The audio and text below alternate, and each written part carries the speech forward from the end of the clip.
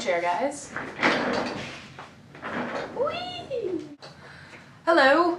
Alright, so this is my Hobbit review. Actually, I'm not a Hobbit. Okay, this is my review of The Hobbit. Good reasoning skills, self. You win things. Good job. Alright, so I should tell you that I originally read this book when I was in 3rd grade, which was a long time ago. I absolutely adored it. It was my favorite book. It was incredibly different, as I'm sure you will know if you have read it, and if you're going to read it. It is different. It resonates so fundamentally with the sense of adventure that I've always had. I loved it when I first read it, and I was in 3rd grade. And Tolkien, J.R.R. Tolkien, who wrote the book, he did originally write it for his children, so it is a children's book, technically, but kind of like how Doctor Who is a children's show, but it's totally not just for kids. Alright, so let's get started on The Hobbit. And if you hear pathetic mewling and meowing sounds, that's my kitten out that door. He's in trouble because he destroys things. He destroys all the things, so I had to put him out of my room. That's that cover. So that's what it looks like. Notes.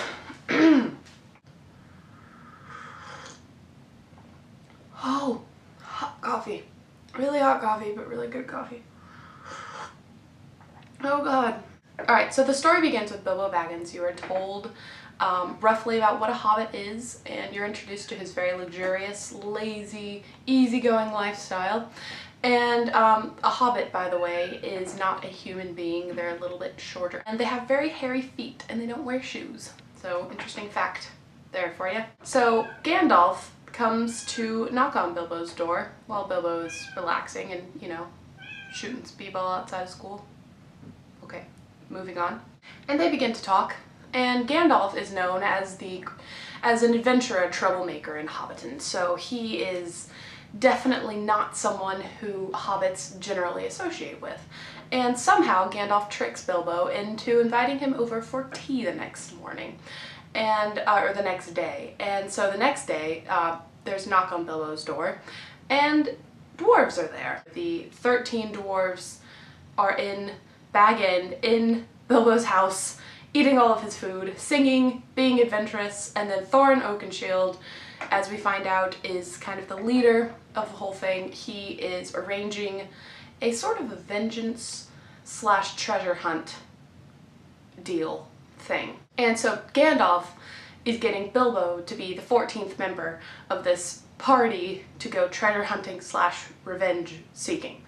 And I won't go into that because I don't want to ruin the plot for anyone, but I mean, you get this in the first bit. And I love the name of that chapter. It's called The Unexpected Party. It just sums up the whole chapter beautifully. I love Tolkien's writing. That's how it begins, and the rest of the story, I don't want to spoil it for you, but it is an adventure story.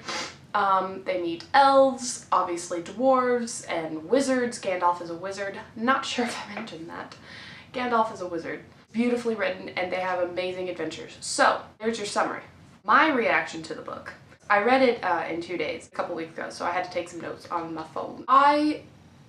I love Bilbo's character because he goes from this peaceful, docile hobbit into confronting his darkest fears and confronting things that he was kind of tricked into seeing, really, because Gandalf and the dwarves, they kind of coerced him into going on this adventure. So he confronted these things without just completely shutting down. He was good at keeping his morals throughout the story. Okay, I'm good with words. I'm so good with words. There's a part where, minor spoiler here, so if you don't want to hear the spoiler, just fast forward a little bit, but when Bilbo meets Gollum in the cave, and that's where he confronts the ring for the first time. And I love how Bilbo just completely holds his own with the whole riddle battle thing they have going on there. That's amazing. And how, I think this is beautiful, how Bilbo absolutely had the chance to murder Gollum when he was escaping from the caves. He was invisible, he had his little dagger sword thing, he totally could have killed Gollum, and he didn't, which was actually a Tolkien rewrite. I think Tolkien wanted to show that Bilbo had the pity to save Gollum, which I think is beautiful. Good job, you. Towards the end, I'm not gonna spoil it for you, I promise, but Bilbo shows an incredible morality compass here. It's hard to describe without revealing anything, but in a part where he could have done something, he does something else. That saved the day. Perhaps. Maybe. I don't know if that's a spoiler or not. But I mean, he's the main character. They usually save the day. Okay. Overall, this book has remained one of my favorites since 3rd grade, which is saying a lot because I do read quite a bit. The adventure is there, the humor is there. Tolkien's writing is kind of this casual formality. He writes with this knowing humor, but it's also very British. It's like if comfy tweed pajamas were a book, it would be this book.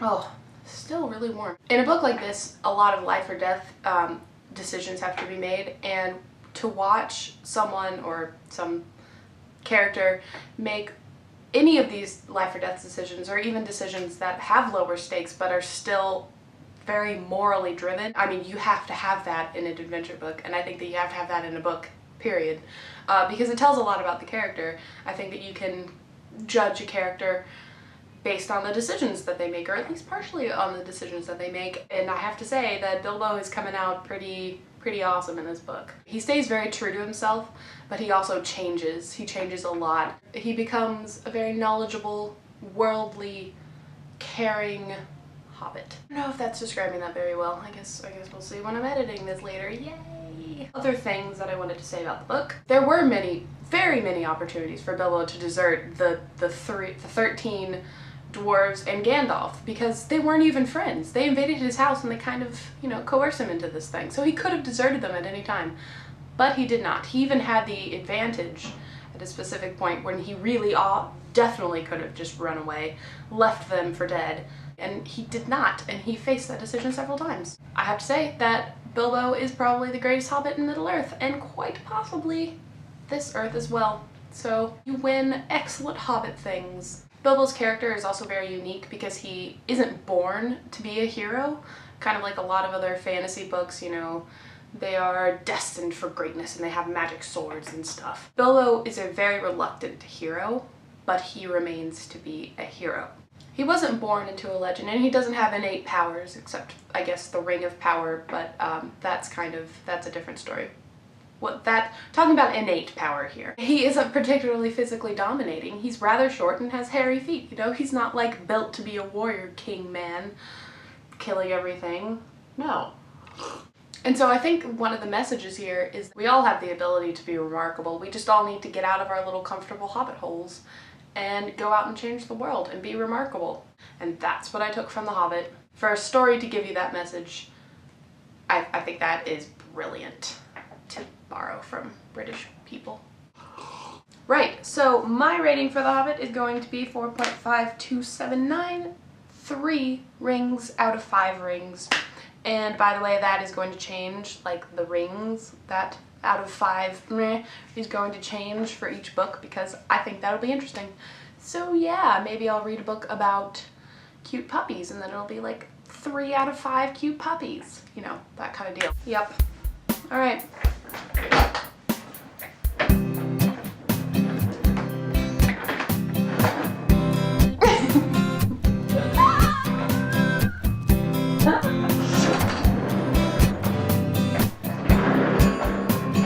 Alright, he finally stopped meowing. He finally